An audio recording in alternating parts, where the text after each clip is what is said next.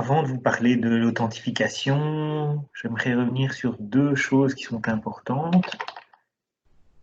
Voilà.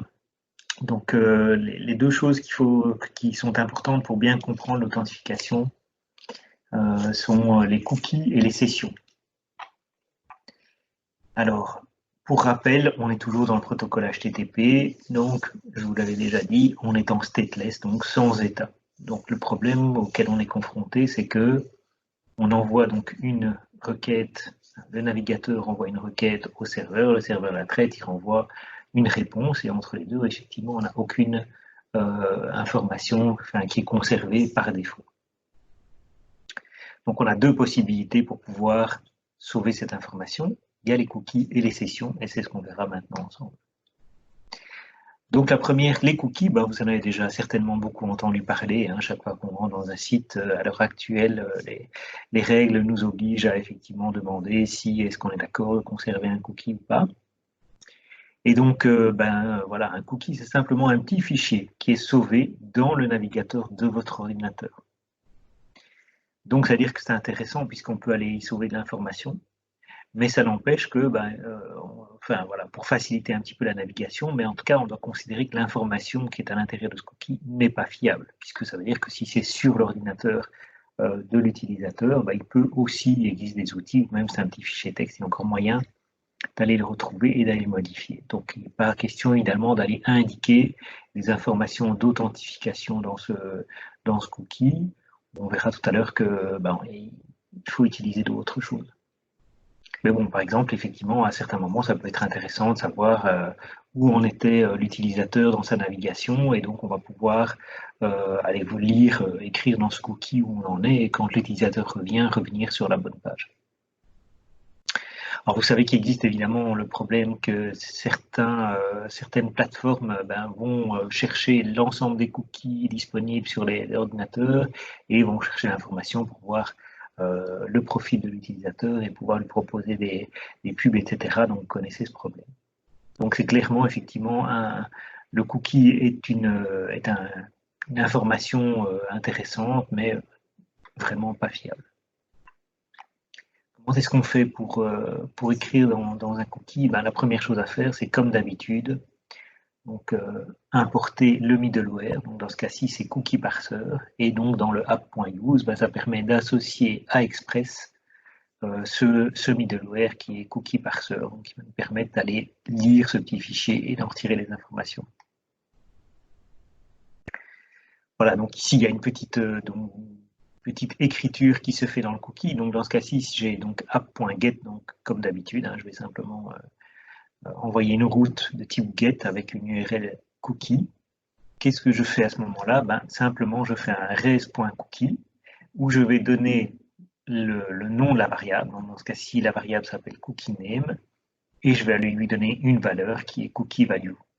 Simplement, et après, je renvoie, puisque c'est un app.get, je renvoie une réponse directe de type chaîne de caractères, donc avec cookie is7 tout simplement. Si je veux lire maintenant, plus tard, dans le cadre de la navigation, à un certain moment, la valeur qui est dans ce cookie, je peux le faire, de nouveau ici, j'ai une route, et simplement, ce que je fais, c'est dire, je vais chercher le cookie qui se trouve dans la requête, puisque en fait, le cookie sera renvoyé, donc le cookie est envoyé à l'utilisateur, et il sera renvoyé vers le serveur à chaque requête. Donc, dans rec.cookie, donc ici, dans rec.cookie, j'ai effectivement bien la requête avec l'ensemble des cookies qui sont enregistrés. Dans ce cas-ci, j'avais tout à l'heure utilisé le cookie name comme variable, comme nom de variable, et ici, je récupère, donc dans la page, je vais aussi récupérer le cookie name. Donc, c'est-à-dire que je vais écrire homepage et puis le cookie name, c'est-à-dire cookie value qui a été soumis. À un certain moment, je peux éventuellement aussi, à la demande de l'utilisateur ou même directement, effacer ce qui se trouve dans le cookie. Et donc, à ce moment-là, j'ai une méthode qui est dans la réponse, je vais envoyer clear cookie qui va me permettre d'effacer soit toutes les variables, soit simplement cookie name. Voilà, donc avant de passer à la partie session, on va faire un petit exemple. Alors, c'est pas encore celui-là, c'est l'autre. Voilà. Hop. Donc, dans ce cas-ci, je suis sur le mauvais serveur. On va vite redémarrer cookie serveur. Voilà, hop. Donc, voilà le petit script que j'ai fait, donc qui était en fait ce qu'il y avait dans les transparents juste avant. Donc, la première chose, pardon, c'est pas celui-ci, c'est celui-ci. Voilà. Donc, j'ai effectivement donc, plusieurs URL. Donc, la première, c'est simplement l'URL home. C'est celle-ci. Si je lance, qu'est-ce que j'ai? Effectivement, il me dit que il ne sait pas accéder à test, puisqu'il n'y a pas de test dans ce cas-ci. C'est slash. Donc, j'ai bien ça. J'ai bien le res.send cookie value. Et pour le moment, voilà, j'ai res.cookie.cookie-name. Et il me dit undefined. Donc, pour le moment, il n'y a rien dans le comme cookie qui contient une variable de type cookie name. Je peux le vérifier également dans la console dans réseau. Si je relance ici, vous voyez que la requête ici, localhost qui a fonctionné. Si je vais voir ici en dessous, un petit peu, je passe sur cookie. Donc vous voyez qu'effectivement dans le cookie, pour le moment, il y a simplement la session, j'en reparlerai juste après. Mais donc il n'y a pas de cookie value actuellement. Si je veux setter une variable dans le cookie, à ce moment-là, j'ai utilisé une autre route qui est cookie tout simplement. Donc dans ce cas-ci, je dirais res.cookie avec cookie name et cookie value. Donc si je fais slash cookie, je vais aller écrire dans le cookie. Donc il me dit bien que cookie is set, je vais aller voir ici. Et donc vous voyez bien que ici, j'ai bien un value qui est cookie value, donc j'ai bien une variable, donc dans cookie name, j'ai bien la valeur cookie value qui a été insérée. Donc maintenant, si je retourne à la page d'accueil, voilà, donc vous voyez bien qu'effectivement, tout à l'heure j'avais undefined, maintenant j'ai bien toujours my cookie value, donc j'ai bien effectivement dans la requête, j'ai bien cookie name avec my cookie value. Voilà, donc on a vu également dans la suite qu'on pouvait faire un clear cookie. Voilà, si je retourne ici maintenant, je vois effectivement que la variable, je vais encore le faire un petit coup. Donc ici dans cookie de la requête, donc je n'ai plus du tout le cookie, cookie value qui arrive. Il est encore dans la réponse, mais il n'y a plus de valeur du tout. Voilà. Donc vous savez qu'également, donc, pour information, donc on peut aller dans les navigateurs, effacer les cookies aussi. Ici, à un certain moment, si vous devez faire des essais, vous pouvez faire effacer cookie du site web, et puis je fais supprimer, je relance. Et donc effectivement, de nouveau, j'ai plus la valeur a été supprimée. D'accord ? Bien, ça c'est pour les cookies. Alors, on va continuer avec les sessions. Des questions concernant les cookies? Je pense que c'est quelque chose qui est... Oui. Les cookies, on met ça dans quel fichier? Un fichier à part cookie? On peut le mettre dans un dossier JS, à n'importe lequel. Je n'ai pas entendu le début de votre question. Ah oui, est-ce que le cookie, il faut faire un fichier à part ou comme serveur cookie, ou on peut mettre ça intégré dans n'importe quel fichier JS? Oui, vous pouvez le mettre où vous voulez. Ok. Voilà. Donc on peut le mettre à n'importe quel moment. Maintenant, je vous dis c'est une information qui doit faciliter, pour moi, le cookie est là pour faciliter la navigation de l'utilisateur, pas plus. Ok, ça va. À part évidemment le session ID, enfin la session qui évidemment, elle, va être développée maintenant, et donc on va en parler tout de suite. Problématique de session. Ok, merci. Donc, la session, la différence évidemment entre une session et un cookie, c'est que le fichier est sauvé dans ce cas-ci sur le serveur. Donc c'est évidemment plus intéressant puisque l'utilisateur n'a donc pas la possibilité de modifier le fichier qui est sur le serveur. C'est vous, c'est le script que vous avez développé qui va permettre de le faire. Donc ça veut dire que là, on peut considérer que cette information est fiable. Et donc dans ce cas-ci, on peut évidemment utiliser l'utiliser pour l'authentification, et c'est ce qui est fait généralement. Comment est-ce qu'on fait? De nouveau, on a l'installation de la session. Je me demande si c'est pas d'office inclus, mais donc voilà. Donc pour installer, comme d'habitude, npm install express session save, et à ce moment-là, c'est dans package.json et disponible dans votre node. De nouveau, comme tout à l'heure, je fais un let session, donc pour initialiser une variable session, et j'utilise le middleware express session que je viens d'installer. 3 paramètres qui sont obligatoires. Le premier, MySecret, qui va me permettre de générer une clé qui est unique au niveau de votre session, donc de pouvoir crypter l'ID de la session. Le deuxième qui est save, celui-là il faut le laisser à false. Pourquoi? Parce qu'en fait, la question est de savoir si on va, donc en recevant, on va chaque fois recréer une nouvelle session, et donc en fait on va perdre à chaque fois l'ID de la session, etc. Donc dans ce cas-ci, il vaut mieux le laisser toujours à false. Et save initialized, là, l'idée, c'est en fait de savoir si on va conserver ou pas. Donc, une fois que la session est terminée, est-ce qu'on conserve une session dans laquelle il n'y a rien ou pas? Donc, généralement, on laisse true pour dire qu'on ne va pas sauver les sessions qui sont vides. Donc, maintenant, ma session est donc créée. Donc, l'objet session est créé et il a été associé à Express avec le app.use qui est ici. Première route que je vais créer, donc c'est toujours un get. Et là, à ce moment-là, je vais effectivement me connecter vraiment en tant qu'utilisateur sur la page. Donc là, c'est simplement une route login avec le 2.user. Donc je vais effectivement déclarer directement qui je suis comme user. Et je vais aller sauver rec, donc toujours dans la requête.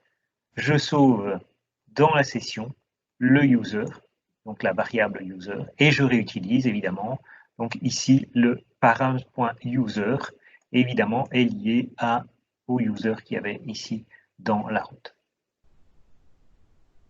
Là, je fais un console.log tout simplement, et puis je vais simplement faire une réponse, je vais renvoyer une réponse qui est hello avec le rec.session.user, donc qui est simplement celui que je viens d'enregistrer. Donc l'idée de cette petite partie de script-là, c'est enregistrer dans la session le user qui a été défini dans l'URL. Alors, on va tout de suite aller essayer ça. Je vais d'abord effacer. Je vais arrêter mon serveur de cookies tout à l'heure et je vais utiliser le serveur de session. Le voilà.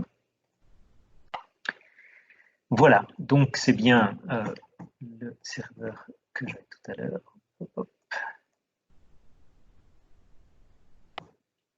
Donc l'URL par défaut, elle est simplement hello user, donc je suis ici. Est-ce qu'il est?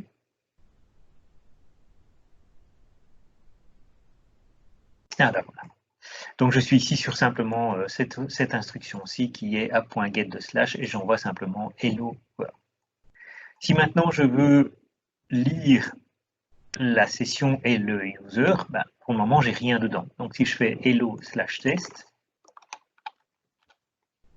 vous voyez que pour le moment c'est undefined, donc ça veut dire que je n'ai effectivement personne pour le moment d'enregistrer dans la session dans user.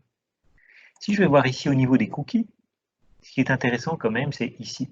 En fait, la chaîne de caractères qui est là, qui est alphanumérique, en fait, c'est l'ID de votre session.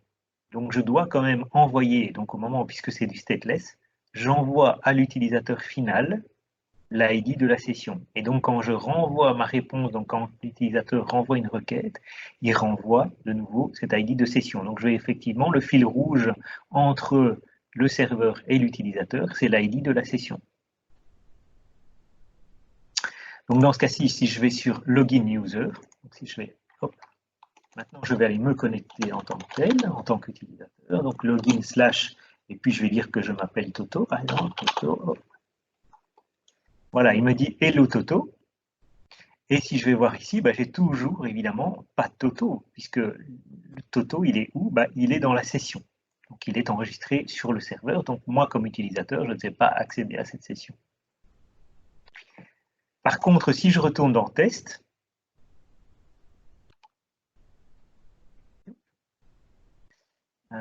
Ah oui, non, pardon, j'ai fait une erreur, j'ai pas mis. Je vais remettre Toto, comme ça, on est bon. Voilà, hop, et puis après, c'est toute la chaîne là.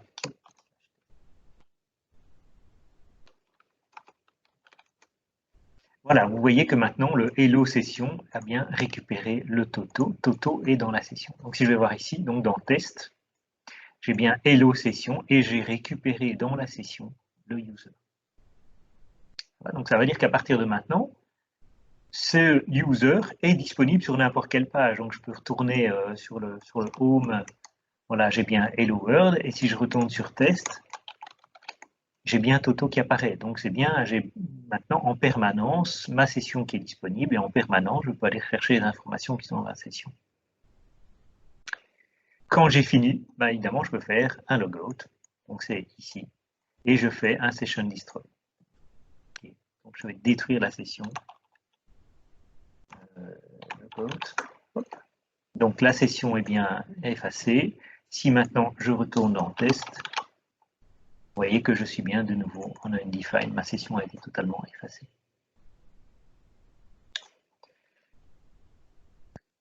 Alors, donc, au niveau de l'authentification, donc voilà ce que je vous propose en fait au niveau de l'authentification, c'est que donc on peut utiliser effectivement, il existe des outils d'authentification. Il existe sur Node un middleware qui s'appelle Passport et qui est très bien fait, mais qui est assez complexe à utiliser. Donc, je propose qu'on utilise quelque chose de plus simple. Je vous ai dit dès le départ du projet, l'idée c'est de bien comprendre les différentes briques technologiques plutôt que d'utiliser des outils très complexes qui sont très puissants mais que vous ne comprenez pas. Donc, par exemple, Passport permet d'avoir son propre système de login, mais utiliser également Facebook, Google, etc. Donc tout ça est intégré dans Passport et permet de très rapidement intégrer différentes sources d'authentification. Ici, on va faire son propre système d'authentification. Donc dans ce cas-ci, on a effectivement, voilà, dans cet exemple, effectivement, il y a une fonction, là il manque un E, donc log, et on va l'associer à no. Okay. Ça, c'est simplement pour vous montrer, en fait, avant l'authentification, l'utilisation d'un middleware. Donc, dans ce cas-ci, en fait, je définis une fonction log. Qu'est-ce que cette fonction log fait? Elle fait simplement un console.log du rec.sessionID. Donc, le session ID, on l'a vu tout à l'heure dans le cookie. Et puis le next. Qu'est-ce que ce next vient faire là-dedans? En fait, on le voit dans le rec ici au-dessus. Donc, le res, et puis tout à coup, on voit effectivement le next.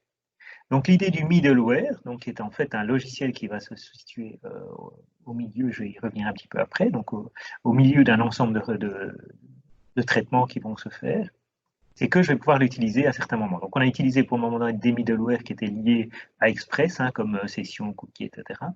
Ici, on a défini son propre middleware qui est une simple fonction logs. Et comment je fais? Comme on l'a fait tout à l'heure pour session, pour cookie, je fais un app.use de logs, donc j'associe à Express la petite fonction qui est ici au-dessus, qui est un middleware.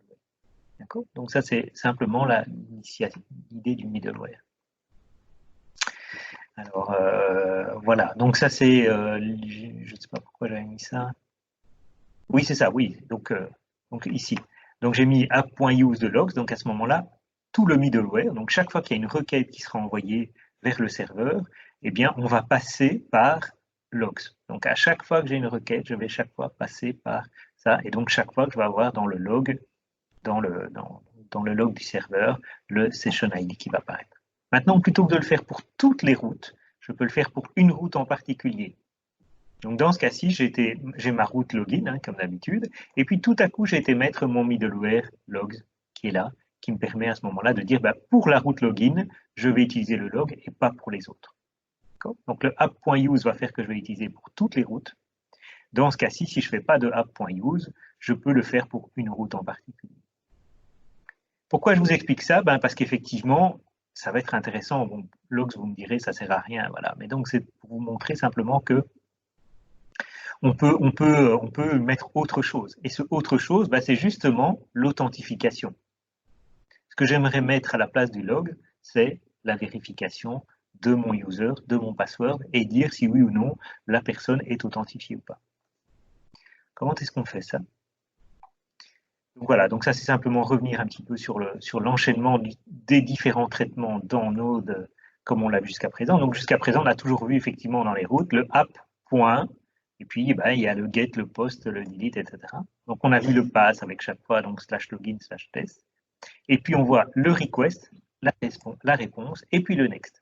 Donc le next, l'idée c'est que je renvoie vers le traitement suivant. Et on le voit ici donc dans ma requête. Ici, donc j'ai une requête qui est envoyée, j'ai une réponse qui est reçue, et entre deux, ben, j'ai un premier traitement, et puis next, et puis un deuxième traitement, et puis next, et puis un troisième traitement, et puis next. Okay, avant d'envoyer la réponse à l'utilisateur. Donc je peux enchaîner les middleware les uns après les autres, et donc il y a un middleware que moi j'aimerais bien évidemment mettre entre deux. On a vu qu'il y avait logs, mais je peux en mettre un second qui est par exemple le check du login. Donc pour certaines routes, j'aimerais effectivement bloquer l'utilisateur s'il n'a pas encodé préalablement son email, enfin son login et son password. Alors, en résumé, donc on verra un petit peu le détail par la suite, mais donc en résumé, pour réaliser une authentification avec un login et un mot de passe, qu'est-ce qu'on va devoir faire? Donc, pour le moment, en tout cas en MVC, on viendra après sur la partie front-end une autre fois. Mais donc, lorsque l'utilisateur demande une connexion, qu'est-ce qu'on fait? Généralement, et ça vous le savez, on envoie le formulaire de login. Donc jusque-là, c'est évidemment évident, j'envoie le formulaire de login.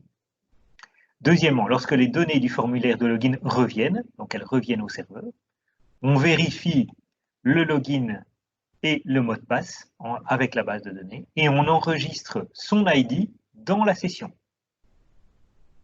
C'est pour ça qu'on a vu juste avant cookie session, puisque l'idée c'est ça. Je vais enregistrer dans la session le fait qu'il a été authentifié en utilisant son numéro. Donc ça veut dire qu'à tout moment, grâce au numéro, à l'ID de l'utilisateur dans la session, je vais pouvoir récupérer et savoir qui c'est et savoir éventuellement, voilà, si c'est un utilisateur, pouvoir encoder, enfin envoyer en base de données, par exemple, s'il a sélectionné pour certains d'entre vous un nouveau film ou une destination, etc. Chaque fois, le user ID est présent en session, donc je peux l'utiliser à tout moment. Dernière chose à faire, évidemment, c'est si l'utilisateur se déconnecte, à ce moment-là, comme on l'a vu tout à l'heure, on fait un session destroy pour effacer la session. Voilà en pratique comment est-ce qu'on va faire dans Node. Donc, je vous l'ai dit tout à l'heure, donc j'ai effectivement envoyé un formulaire à mon utilisateur et je récupère, donc ici c'est au moment où je récupère l'information, donc je suis dans l'étape 2, je récupère l'information qui vient de l'utilisateur. Donc où est cette information? Pour le moment je considère qu'elle est dans le formulaire, donc elle est envoyée en get dans le formulaire, et donc j'ai été mettre ici un rec query username et un rec query password. Donc je dois tester ce username et ce password. Dans mon cas, ici, je ne vais pas utiliser de base de données, j'ai utilisé, si vous vous souvenez, on a fait au tout début de l'utilisation de Node, on a utilisé un tableau de user. Et donc dans ce cas-ci, j'ai bien un tableau de user. Donc pour chaque utilisateur, donc chaque utilisateur devient un user, qu'est-ce que je fais? Si le rec.query username égale, donc le user, celui-là, hein, okay, donc si le user est égal au username, donc le username est équivalent à celui qui a été envoyé dans le formulaire, et si le password est équivalent à celui qui a été envoyé dans le formulaire, alors, comme je l'ai dit juste avant, j'enregistre dans ma session le user ID. Dans ce cas-ci, j'enregistre le i. Pourquoi? Parce que je vous ai dit que tout à l'heure, j'avais simplement un tableau d'utilisateurs, donc j'ai mis i égale 0 et j'incrémente chaque fois j'incrémente à chaque fois mon utilisateur. Dans le cadre de votre application que vous devez faire, évidemment, ce n'est pas ce i qui est là, c'est le i qui est l'ID qui est en base de données. Donc c'est user.id user, par exemple, qui va être enregistré en session. quand c'est fait, bah, je fais simplement un send de login success et puis j'envoie vers un compte. Si, au moment où j'ai terminé mon for each, donc ici il y a un petit problème d'indentation, mais donc ici je termine mon for each, qu'est-ce qui se passe? Je vérifie si la requête, l'ID user qui est dans la session, qui est dans la requête, n'est pas supérieur ou égal à 0, c'est-à-dire que c'est ici indéfini par exemple, donc dans ce cas-ci ce sera 0, 1, 2, 3, 4, mais donc s'il n'est pas 0, 1, 2, 3, 4, qu'est-ce qui se passe? Ben, je dis qu'effectivement il y a eu une erreur, et donc je ne vais sûrement pas écrire dans la session, mais par contre, je vais simplement renvoyer un lien vers login form pour pouvoir redemander à l'utilisateur son login et son mot de passe.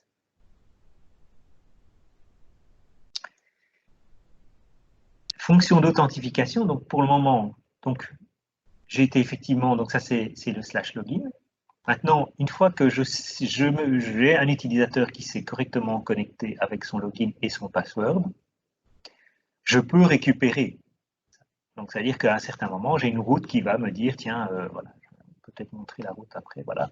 Donc, dans ce cas-ci, par exemple, j'ai un /content et je vais faire ici un check. Donc, j'utilise de middleware check, une fonction qui va tester si, alors ici, c'est une erreur dans mon login, dans mon code, j'ai mis en commentaire check login password, c'est faux. En fait, on va vérifier s'il y a bien un user ID qui est dans la session. Donc, est-ce que l'utilisateur est bien authentifié? C'est ça, en fait, le contenu de mon script qui est ici. Donc, est-ce qu'il a bien été authentifié? Comment je peux le savoir? Je vais aller voir ici, le rec.c, s'il y a bien une session, et que dans cette session, j'ai bien un user ID qui est supérieur ou égal à 0, ça veut dire que j'ai bien effectivement un utilisateur qui a été authentifié. On pourrait vérifier après dans la session son rôle éventuellement, si c'est un administrateur, etc. Mais donc ça c'est, pour le moment, je vérifie simplement que l'utilisateur a bien entré un utilisateur valable avec un login et un mot de passe valable. Et puis je fais simplement un next ou un return next, ça revient quasiment la même chose. Donc next pour dire je passe au traitement suivant. Et si jamais l'utilisateur ne sait pas connecter préalablement, je renvoie un 404 pour dire non, vous n'avez pas accès. Et je pense que 404, c'est peut-être pas l'idéal. Enfin, il faudrait que je revoie ça. Mais donc, voilà, en tout cas, je lui renvoie un 401, pardon, et je lui dis qu'il n'a pas accès et qu'il doit renvoyer je le renvoie sur le login form avec la. Donc, quand j'ai authentifié, donc effectivement, donc quand j'ai vérifié ça, donc on a vu effectivement ici, à partir du moment où mon check a bien été confirmé, donc je suis donc ici. Donc une fois que le check a été confirmé, à ce moment-là, je peux effectivement lui montrer un contenu. Sinon, j'aurai le message qui précédait qui était qu'on n'avait pas d'accès. D'accord? Donc bien faire attention à ce principe de next qui permet à ce moment-là d'enchaîner les traitements. Et dans ce cas-ci, je n'ai pas de next. Pourquoi? Parce que je sais que après, je vais faire un res.send. Donc je termine, une fois que je fais un send, j'envoie la réponse. Donc les next, c'est chaque fois quand on a des middleware qui vont passer le traitement au middleware suivant. On l'a vu tout à l'heure aussi, il y a le logout, donc session.destroy va à ce moment-là détruire le petit fichier qui est sur le serveur et à ce moment-là, je n'ai plus de user ID disponible. Okay. Alors, on va tester ça dans Visual Studio.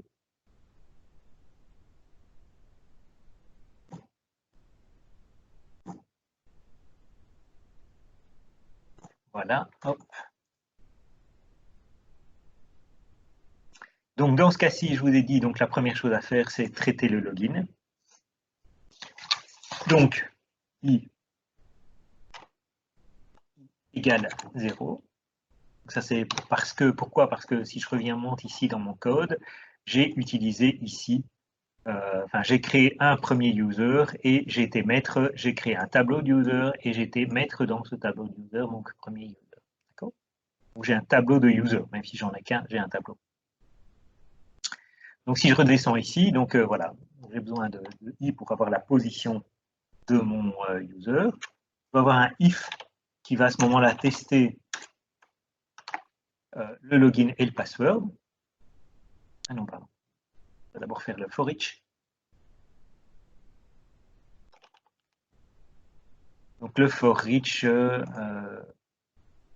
donc c'est users.for each. L'élément, c'est user. Okay. Et donc ici, je dois tester if la condition c'est, on l'a vu, c'est rec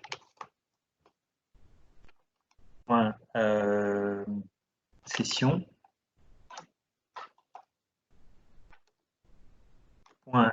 user, qu'est-ce que j'avais dit moi,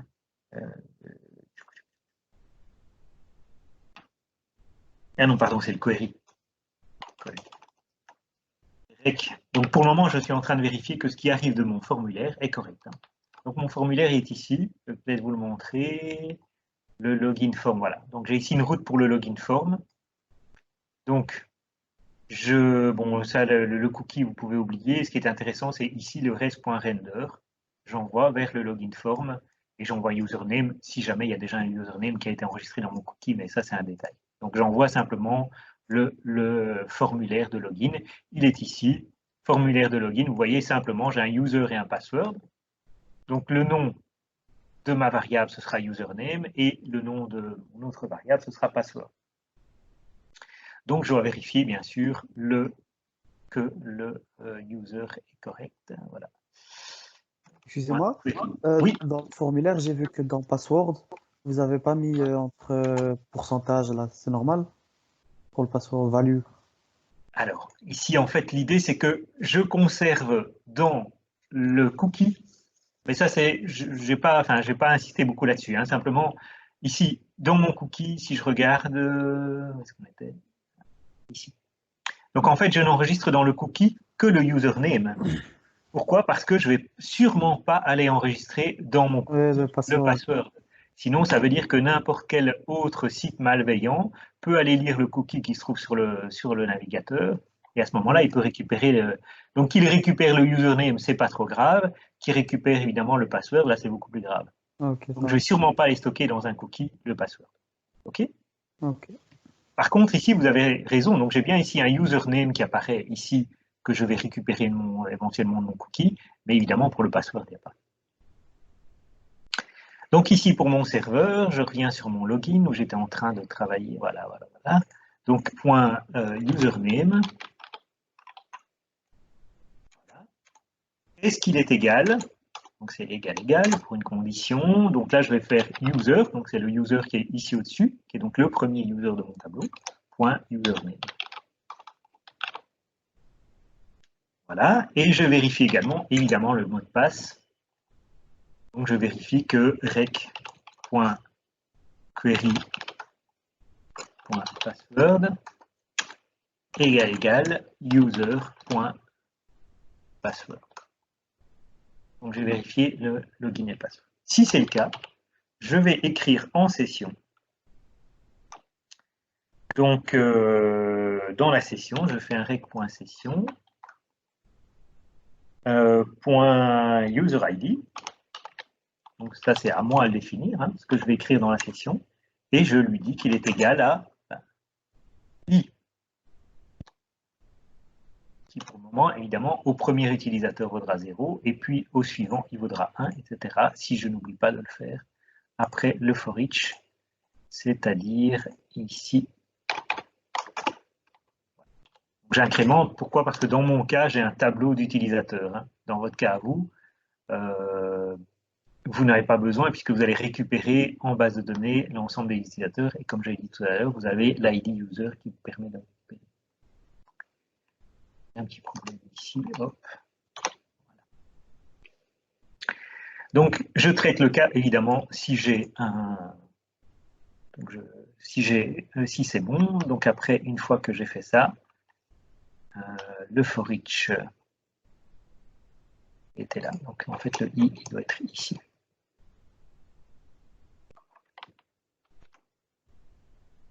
Donc, pour chaque passage dans le for each. Maintenant, si jamais mon utilisateur n'est pas connu du tout, donc si je suis passé dans le for each et qu'aucun login et password n'a été validé, à ce moment-là, je peux le traiter. Donc, je peux dire que si donc rec.session.id user donc n'est pas supérieur ou égal à 0. Éventuellement, je vais mettre aussi entre parenthèses, bien marquer le ne pas. Voilà. Hop. Voilà. Donc j'envoie quoi? À ce moment-là, je renvoie un message, tout simplement, comme on a l'habitude de le faire. Donc response.send.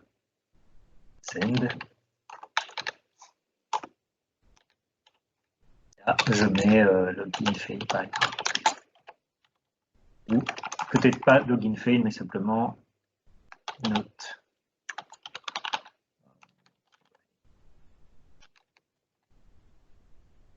Voilà. Donc j'ai créé maintenant, donc je rappelle que ici j'ai traité donc la route login, qui était, si je vais voir ici, l'action de mon formulaire. Donc c'est en retour de mon formulaire, je vérifie si oui ou non j'ai bien le bon username et j'ai bien le bon password. Maintenant, j'ai besoin d'utiliser, donc si je vais ici, login, logout,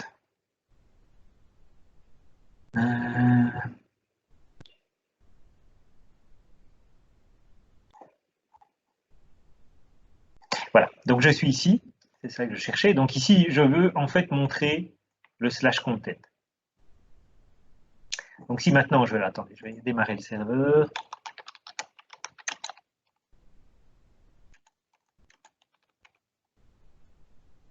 Voilà, hop. Donc vous voyez que ça fonctionne, hein, que j'ai bien un login qui arrive. Et si je fais un /content,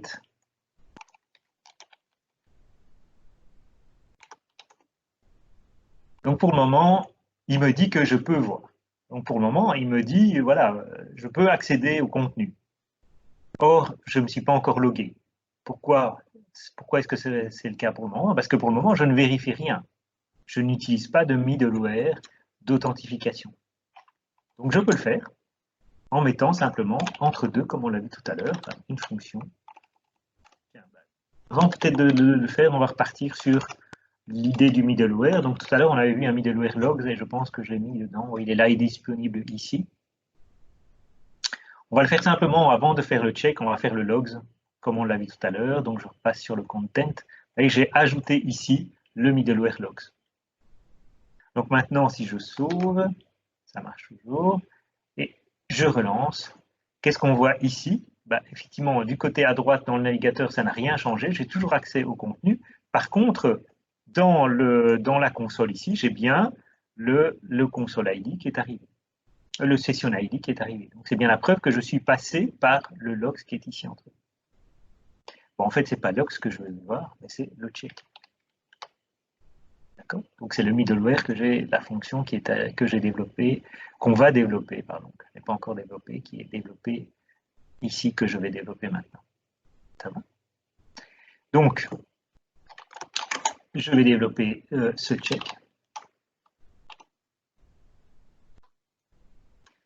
Et je dis que c'est une fonction.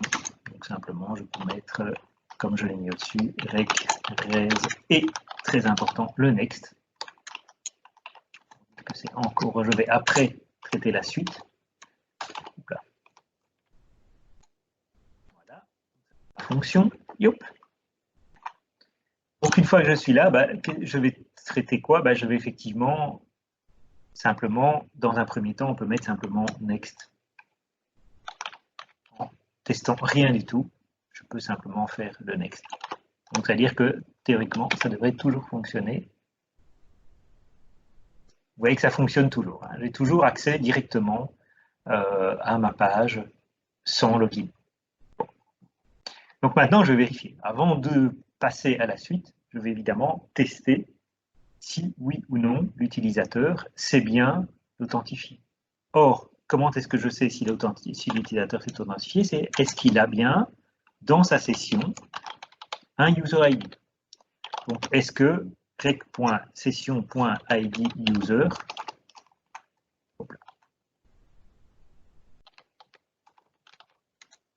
1 supérieur ou égal à 0.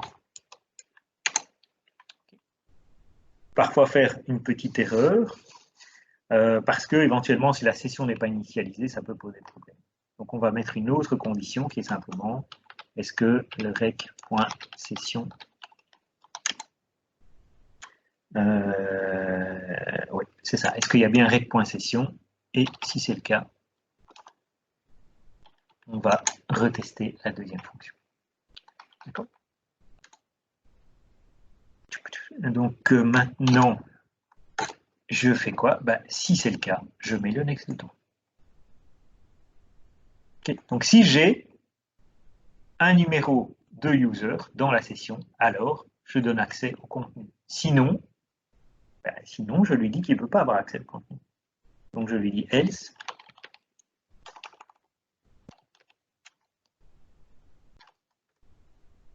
On va simplement lui renvoyer un message. Hein.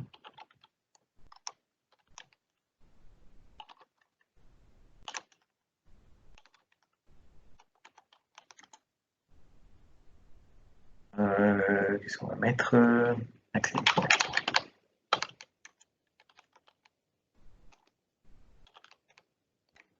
Voilà. Alors maintenant, si j'actualise, qu'est-ce qui se passe? Eh bien, effectivement, ça ne marche plus. Okay. Donc, je suis dans le cas pour le moment où je suis ici. Donc, il n'y a pas de session user ID, donc il me dit access denied sur la URL content.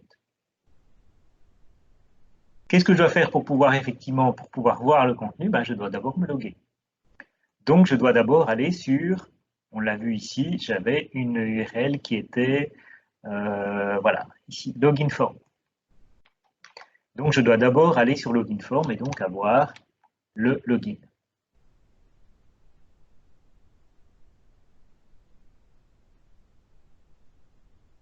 Alors, il y a un problème avec les localhost. Voilà. Donc maintenant, si je veux tester, si je teste simplement un utilisateur qui ne connaît pas, donc il me dit bien qu'effectivement, je ne suis pas autorisé. Si maintenant j'ai un utilisateur qui est connu, donc si je vais voir ici en haut, pour le moment, j'ai un admin avec 1, 2, 3, 4. Admin, 1, 2, 3, 4.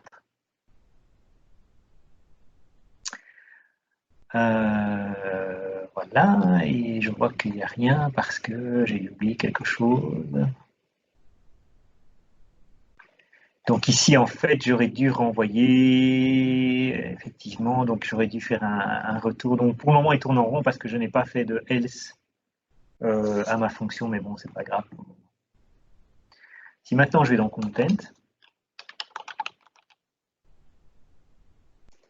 il me dit access deny, donc je vais devoir ici compléter mon fichier, mon script, login.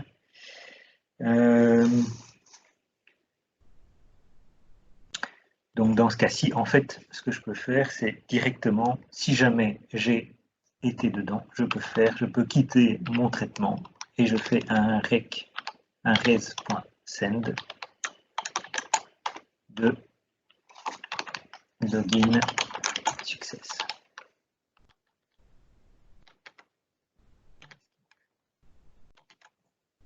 Voilà, on va retourner sur le login form. Donc admin 1, 2, 3, 4. Hop. Donc le login a bien fonctionné. Donc maintenant, si je retourne sur ma page content, vous voyez que maintenant j'ai bien accès effectivement à mon contenu qui est normalement réservé. Si je fais logout, pour le moment, je pense que j'ai rien mis dans logout, donc ça ne va pas aller. Donc si je fais logout, je dois faire, comme on l'a vu tout à l'heure, un rec.session.destroy. Voilà.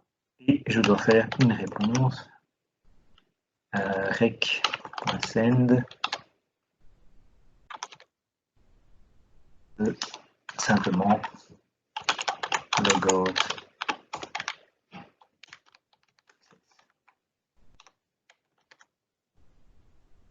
Alors, j'ai fait une erreur quelque part.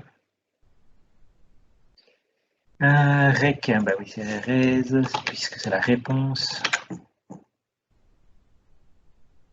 Ça marche.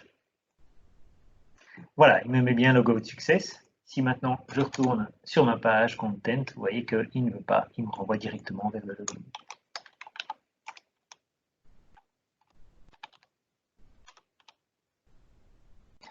Et je n'ai plus accès.